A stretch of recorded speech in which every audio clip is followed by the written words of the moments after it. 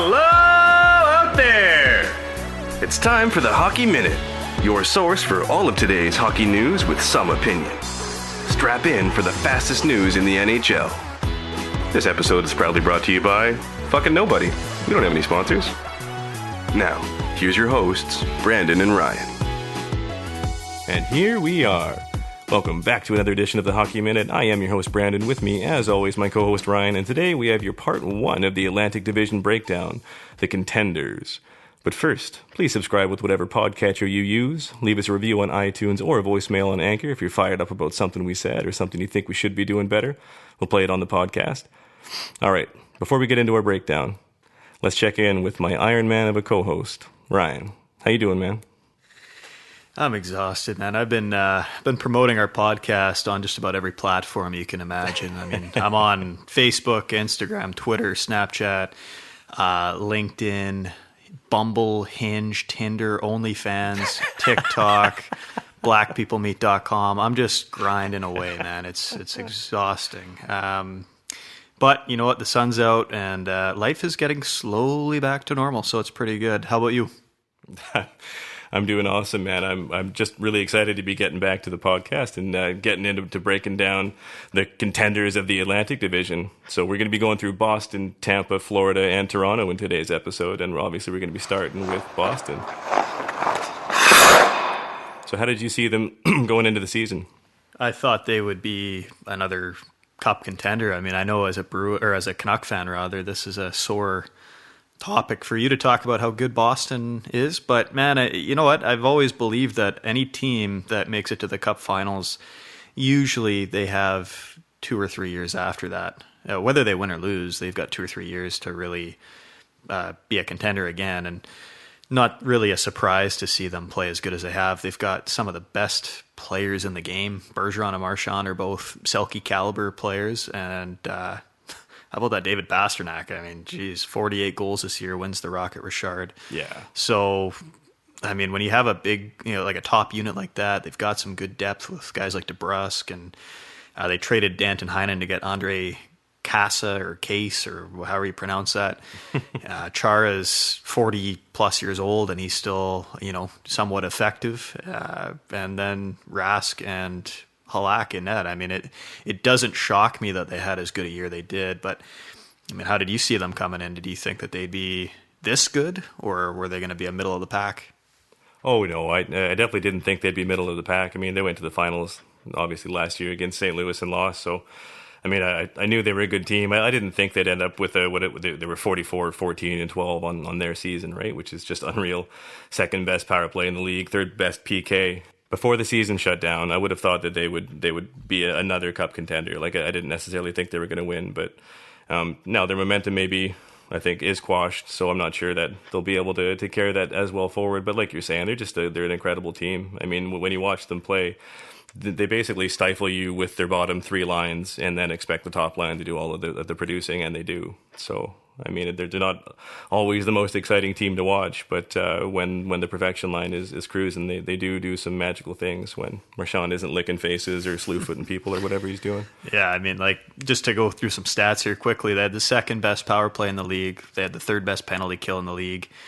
They were the best in fantasy stats, first in the league in goals against, where they just blew away their competition. The top line was a plus 69, nice, to go along with 86 power play points. And that line, I mean, of all the big units in the NHL, I mean, I think of Colorado's top line, I think of Washington's top line, but that Boston trio, is that the best trio in the league, do you think? Oh, you mean just as a top line? Yeah, I think so. Especially with the league being so much more about pairs, it's pretty rare to have a whole line stick together. I mean, Homer glasses aside, I think the Pettersson, Miller, and Besser line was pretty killer for a while. Obviously not quite there, but there's very few that I can even think of that are in even anywhere near that echelon. So yeah, it has to be them. Yeah, that's every episode we have a Vancouver reference from Brandon, which means everybody drink. So there you go. Yeah. I mean, to me, I just felt that they were going to be one of the best teams in the East. They turned out to be the best team in the entire league. So I know Boston fans are probably hoping that this upcoming playoff run. It's tough because everyone's getting older on that team. At least their main core, aside from Pasternak, and they're probably going to lose Krug in free agency. But I mean, the biggest thing I'm curious for you is how long did you have crying Marchand as your screensaver, replacing your two daughters? Honestly, it was months. it was genuinely months, and like there's a lock screen and a home screen, so That's true. There was space for both. So your wife got kicked off. It was like Marchand is the home screen. Yeah, I'm trying not to get myself in trouble here. All right, so as far as disappointments for the Bruins, I mean, are there any? I don't think so. I mean, how do you give an F to any player on the team? Like, everybody seemed to play up to their role, anyways. It's the only thing that Boston really, in my opinion, they're going to struggle with is just once these guys get so old that they're not going to be as effective anymore because their drafting hasn't really been the greatest. But at the same time, when you're in your window, who cares? So I don't see this. I can't really pinpoint any sort of failure this year. I mean, maybe the only failure, and it's not really his fault, but it would have been kind of cool to see Pasternak score 50 because it's more than likely that would have happened. And I guess I think Cam Neely is the last Bruin to score 50, if I'm not mistaken. But no failures from me. I mean, how about you? No, just what you're saying, man. I mean, they're an unreal team. As much as I throw open my mouth every time I have to acknowledge that, they're phenomenal. So I'm just hoping that their age catches up with them, and then I can stop talking about them so glowingly. I think Chara is still leading their team in fitness testing, though, so he just rips off 1,000 chin-ups every time. So I think we're a few years away. He's just going to keep evolving his game, right? I think he's not too proud to play a 5-6 pairing with low minutes and still have a big impact. So I'm sure he's going to be around for a long time, being irritating. But no, there's no real disappointments, man. For me, their overall grade is an A+. I expected them to be a kind of a top 5 team in the league, and they ended up being number 1. So it's hard to give anything else. Yeah, I agree with you. A+. Well, let's move on to the Tampa Bay Lightning, and this is a team that many believed was going to be a Cup favorite. I personally think that their time is coming. It's just, I mean, last year, whew. So going into this season, I thought if there's one team that's going to be motivated, it's going to be Tampa. And they didn't disappoint. Finished the season, well, they had a bit of a rocky start, I should say. Like October and November, they were 12-9-3, which is one of the worst records in the league. And then starting December 1st, they became the best team in the NHL. 31-12-3 was their record from December till the stoppage. So how did you see them coming into this season? Were you expecting this type of reign of terror, or? Nah, I mean, I think Tampa is a regular season team. I think they kind of always will be, as long as they're built the way they are. So I don't know.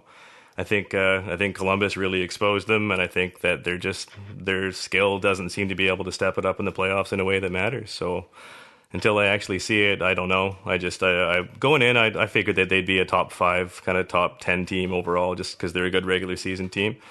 They can bring the heat, but when people start to crunch down on them, everything seems to change. So I was really curious to see how they were going to do in the playoffs, and I'm looking forward to watching them this year. But I still don't expect them to do a whole ton. Maybe they'll make a conference finals or something, so that's great. But I don't see them ever, winning the ultimate prize. I'll ask you this because I've got some thoughts, but for the longest time, Ovechkin and even Henrik Sedin, I mean, in a way, was criticized. As a leader, he's never going to win a Stanley Cup. He'll never be the captain that wins his team a Stanley Cup. Right. Why do we not talk about Steven Stamkos the same way? Yeah, that's 100% my point. That's exactly it. So, I mean, looking at that team, I think that he kind of epitomizes the way that they all play, and I'm not sure that that they can bring it in the way that they need to.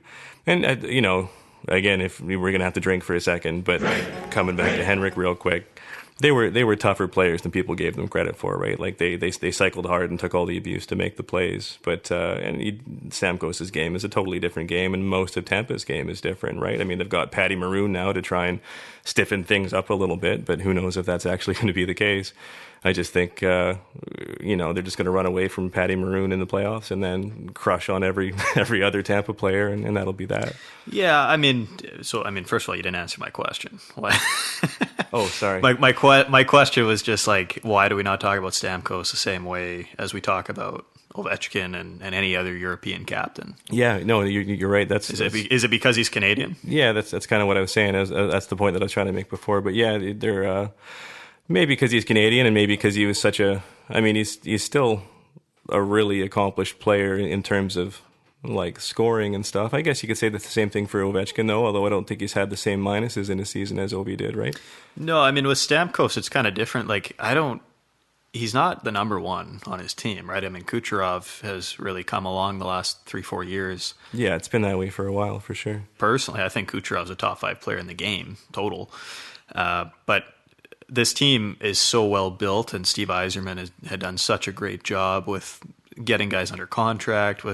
Some of the drafting that's always up for debate for me, because I know that they have scouts that do a certain job, and then the GM makes kind of the final say when all is said and done. But I mean, they get guys like that Cirelli kid. Like he's a pretty good player. He's going to get a nice new contract.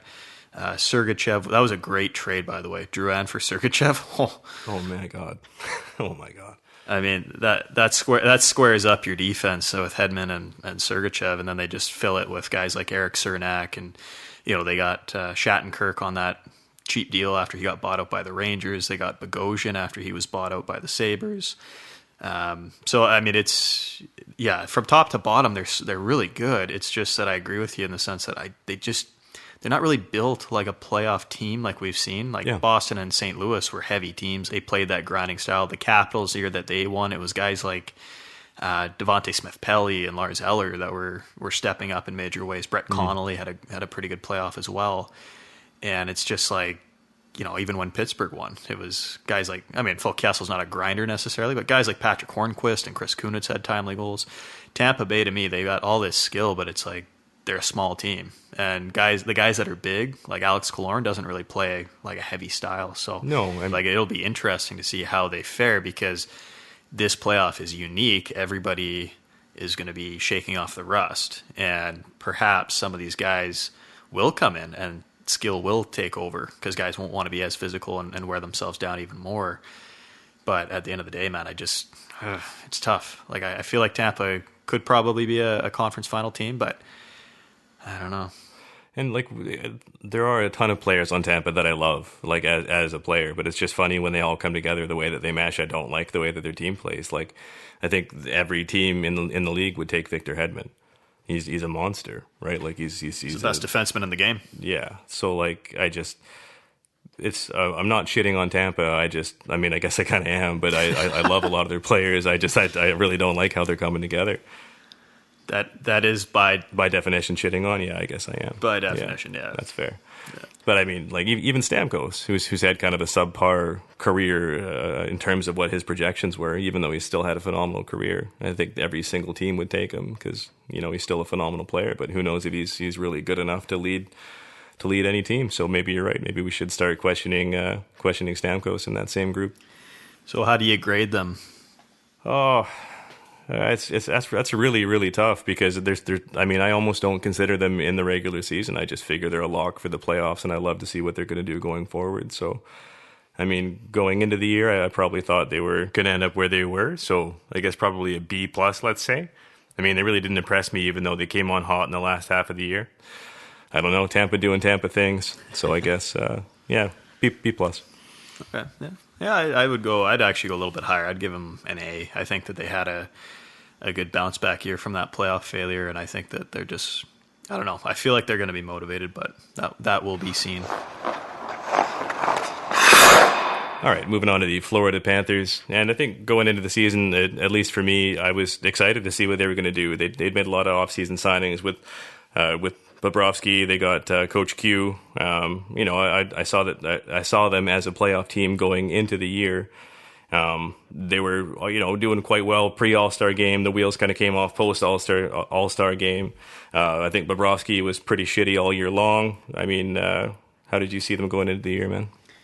Yeah, I think Florida's that team that everyone every year is like, this is the year they're going to break through. And yeah, that's exactly it. Yeah. For the longest time, it was all they need is a good goaltender, because Luongo just wasn't the Luongo he was back in the early 2000s.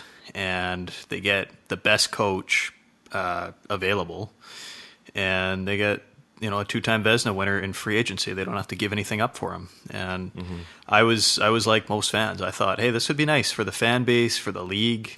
But I mean, it's just Bobrovsky didn't have the best start, and it sucks because this team, when I think about the Panthers, they've got two Calder winners on their team, Jonathan Huberdeau and Aaron Ekblad.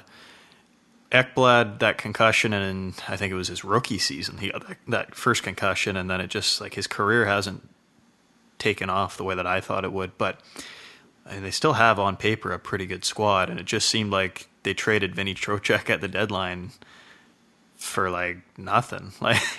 You know what I mean? It didn't... Yeah, that was such a bizarre trade. Yeah, it didn't make sense. And now, I don't know, obviously they're in the playoffs now, but I think it's just, to me, I didn't really know what to expect, because after the first couple of weeks of the season, they looked really good. And then after the All-Star break, like you said, everything kind of fell off. And, Barkov, he went down from, the first 49 games he played, he had 16 goals, 38 assists, which was over a point per game.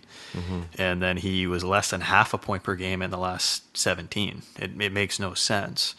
Yeah, you have to wonder if he's playing through something, right? That almost looks like he's hurt and trying to muscle through. Yeah. Keith Yandle, same thing. Post All-Star game, played 20 games, only had 6 assists, and Keith Yandle's never been known as a good defensive defenseman either. So no.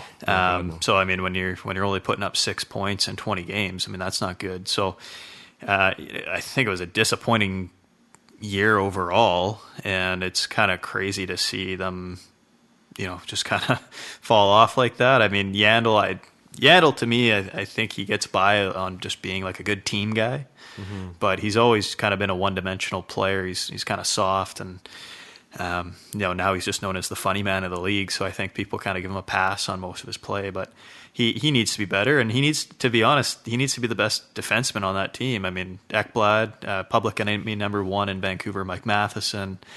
I mean, they had some, they got some decent players. I don't think Matheson is a decent player, even with my Homer goggles off.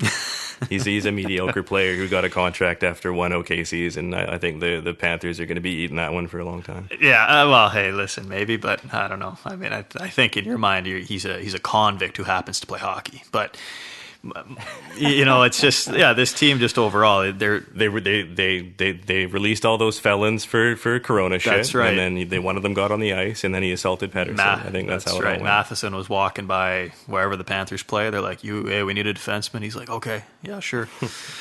But no, I mean, you know what? This team really just runs on Huberdeau. Who, by the way, Jonathan Huberdeau is the most underrated player in the league. I'm just saying. His numbers are fantastic, and Barkov is kind of the central, he's the captain and he's the central figure in Florida, but Huberdeau is also just an incredible player. But I don't know, man. And the thing is, too, is I don't know what the future holds for them, too, because they've got some big contracts now with some of these guys, and it's hard to really build your team when you're kind of a middle-of-the-pack team and you're not really drafting high, and then on top of that, you're I mean, Bobrovsky's always kind of been a little bit sketchy to me. He's got 2 Vezinas, but he's also been very wildly inconsistent. So I mean, you're totally right to say that you don't trust him. I don't think I would never want him in Vancouver. When he was a free agent, it's like, Jesus Christ, please don't come here. It's a $10-11 million contract for 7 years, and who knows what you're gonna get, right? And it's nothing to do with the typical enigmatic Russian. I just think it's as a goalie, when I watch him play, he makes me nervous. And sometimes he's on fire, but goalies are so streaky, and you'll hear lots of goalie coaches say that give me a coachable goalie and I can give you a good goalie. You don't necessarily need to get the all-stars. So I mean, but as far as Florida's year, yeah, I think they were disappointing, going from first in goals for per game pre All-Star to 29th in the league. Pretty tough to wrap your head around. Coach Q has such a great reputation, so I mean, who knows if you can't see him losing the room so early on, but I mean, lots of things come into question when a team falls off that fast. Do you think that Quenneville? I guess I just think about it like, if I'm a player on the Panthers, you just hired a guy that's got 3 cups in a very short amount of time. He's one of the best coaches ever. I mean, his wins are also tops all time. Mm-hmm. You know, one of the top winningest coaches. I mean, do you, as a player, I would always kind of look in the mirror and go, what am I doing? You know, because sometimes you have a bad coach. It's just that Quenneville's not a bad coach. So, no. I mean, at what point do you think that the Panthers players maybe take a step back and look at themselves and go, okay, we need to get it together here, because the ownership group has invested a ton of money into this team, gone out, they've put the pieces in to win, and it's just not happening. Yeah, that's a great question. You know, maybe they're feeling the pressure a bit, but you'd think that maybe if that were the case, that would happen earlier on in the season. I'm not really sure. Maybe once the race was starting to heat up, that they started to crack a little bit. But I mean, I guess we can never know unless we're in the dressing room. But I mean, they're obviously going to be in the 2014 bracket, or am I putting my foot in my mouth? Yep, they're in it. I'm pretty sure I remember them being there.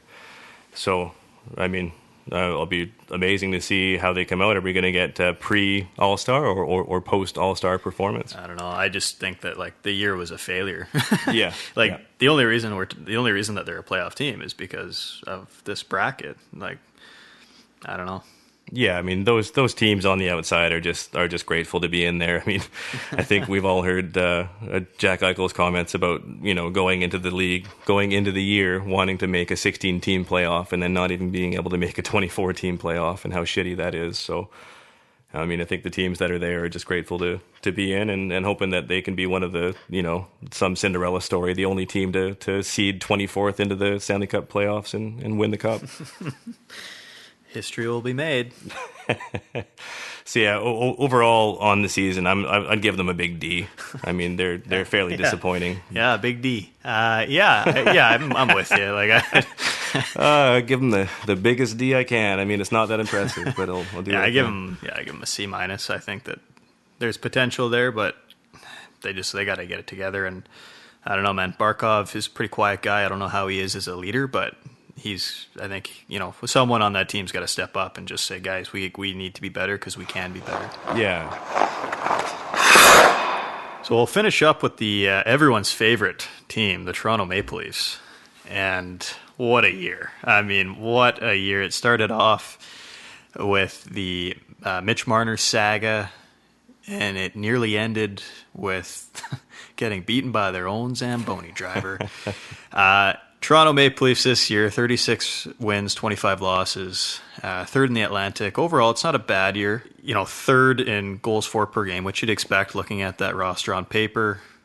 26 in goals against. So, again, outside of Frederik Andersen, I mean, when you've loaded up your defense with guys like Tyson Barrie and Morgan Rielly, not exactly Chris Pronger on the blue line, that's to be expected. So, this team, Brandon, love to hear your thoughts. I know that they're built from the top down, really, and they've got like $40 million invested in 4 players. Yeah.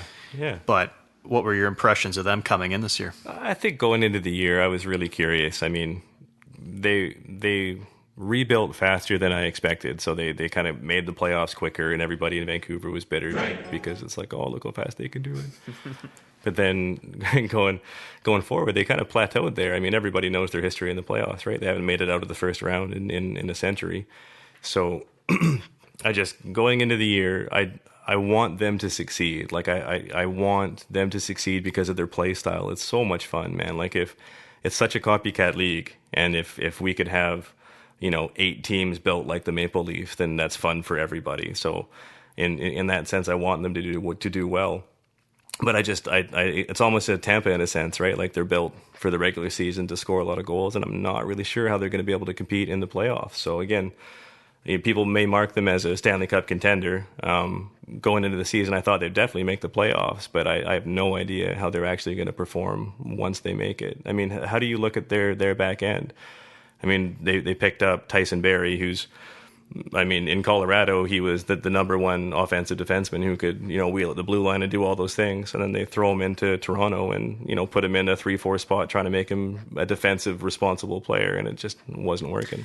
Well, that was Babcock. I think after Sheldon Keefe came in, Barry was more playing like himself.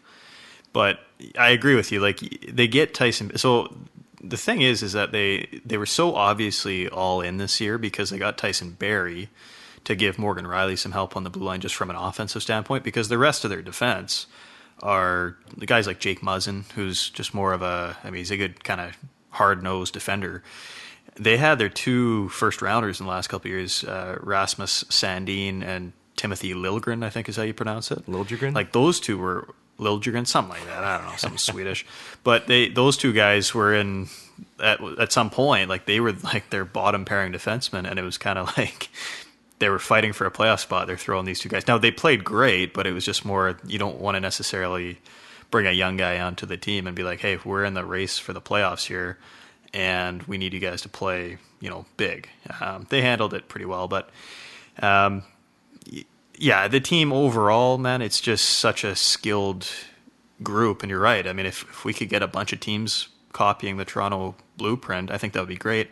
I think that's similar to Tampa, though, built in the playoffs. Like, we talked about Matthews before, like he was our Lady Bing pick, or he was mine anyways. Mm-hmm. He's like 6'3" and well over 200 pounds, and he just doesn't play like it sometimes. Like, I'd like to see him be a little more physical. Yeah. And then what it really boils down to, honestly, is that Kyle Dubas, for all the advanced stats folks that were so happy to see, like, one of their own, like just a true nerd, not really a traditional hockey guy from the old boys club, takes over the biggest market in the game, and he gets fleeced on Matthews' contract and on Marner's. I mean, Nylander was even, that holdout was kind of BS, but at least Nylander, in hindsight, you're like, well, you're getting a guy that can put up 60 points, and he's only making, $6.9 million a year. Mm-hmm. I mean, Tavares, you have to pay your free agents big money, but they didn't have to pay Matthews $11.6 million, and 47 goals this year. That's great, but do you think he's worth $11.6 million? Yeah. I know. Because, I mean, your boy Elias isn't going to be making that, and I would argue that Pettersson's a better player. Oh, yeah, I'd argue that too. I mean, people call you the homer, but I watch enough hockey. I watch a lot of Toronto. I think Pettersson is a more well-rounded player, and I think he's probably going to get that, though, which makes me cringe a little bit. I know we're not talking about the Canucks now, but the contracts like Matthews set the bar so high for players that are of his skill and greater. And Pettersson knows how good he is, and other players that are better than Pettersson and Matthews know how good they are, and they move the bar so high. So yeah, I mean, I'm anxious to see them in the playoffs. I mean, I guess we need to talk about the whole Babcock firing. We mentioned it kind of quick. Babcock got fired after 23 games, 9 wins, 10 losses, 4 overtime losses. So obviously not doing that great. Seems like the team had kind of quit on him a little bit. The stories had come out about him. What was it? He asked Mitch Marner to rank his teammates in the least hardest working to hardest, and then he went and told the players that he ranked least hardest working, which is somehow Babcock's version of a team building exercise, and that went over as expected, I guess. And then with Sheldon Keefe, who was their replacement, he was the coach of the Marlies for quite a few years. I think they won a Calder Cup with him. Finished with a record with the Maple Leafs of 27 wins, 15 losses, and 5 OTLs, and a little bit better on the PP as well. So, I mean, obviously it seemed like the players were buying in more. Whether or not Keefe is actually a better coach, it's kind of hard to say, but we'll see.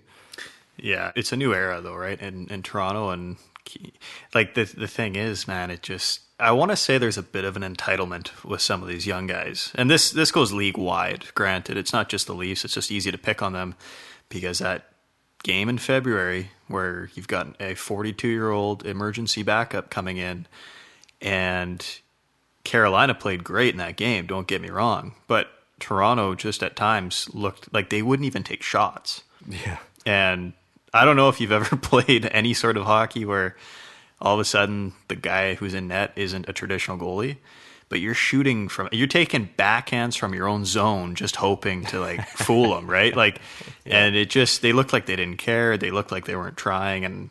And so part of me wonders in the playoffs, are we going to see that? Because outside of Tavares, their forward group's pretty young. Tavares is 29. Yeah. And I just kind of wonder, is this team used to run on guys like Dion Phaneuf and Ron Hainsey was there for a bit, like guys that were older, veteran players that had that leadership, and now it's the kids run the kingdom. Gritty, man. Like they idolized Wendell Clark, right? That fucking lunch pail. Yeah. Little guy trying to fight bigger than his weight class, and now it's there's nothing like that in Toronto, man. There's absolutely nothing.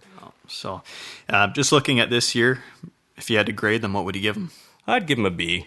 I mean, they're still a fun, exciting team. They managed to kind of finish where they needed to. They were a little bit underperforming for a while, but I mean, their mettle is going to be tested in the playoffs, and that's what I'm the most excited to see. I think they're going to get pushed around again, just kind of like you were saying. I think there's almost nobody there that can withstand any kind of adversity. I watched this one game. I think I mentioned it on a couple of podcasts ago, but I watched them playing Buffalo sometime in January, and it looked like a scrimmage. Like there was no contact. I watched the whole game. I don't think I saw a hit. Like people were cruising through the slot uncontested. It was unbelievable. So, I mean, I don't know how you can play that kind of hockey for 82 games and then try and crank it up in the playoffs and think that you're going to know what you're doing when you're coming up against, say they make it to the finals against Dallas. Like, what a joke of a series that would be, I think. So, yeah. Anyway, I'm kind of off the rails here. How do you look at them for the year? Well, to your point, their first round matchup, and at the time of this recording, we don't know when this will come out actually, but their first round matchup is against Columbus, and Columbus doesn't have an Austin Matthews or a Mitch Marner, but they've got a Josh Anderson and a Nick Foligno and a Brandon Dubinsky and a Boone Jenner and a bunch of other guys that are tough and will wear them down. So I agree with you.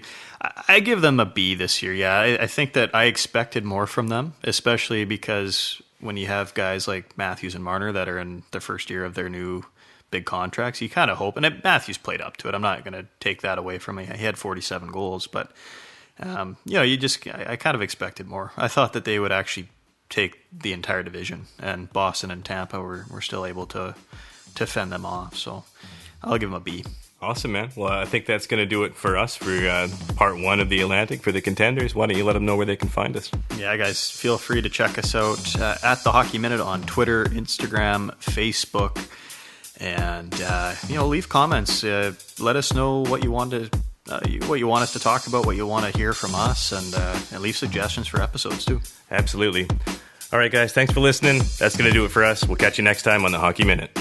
We'd like to take a second to thank you, the listener, for joining us. And a big thanks goes to our writers and production team, Jules, Mark, and Matt. We couldn't do this without you. Make sure to follow us on Instagram, Facebook, and Twitter at The Hockey Minute, as well as leaving voicemails on our Anchor page at Hockey Minute. And always make sure to subscribe to whichever platform you listen to your podcasts. That's going to do it for us.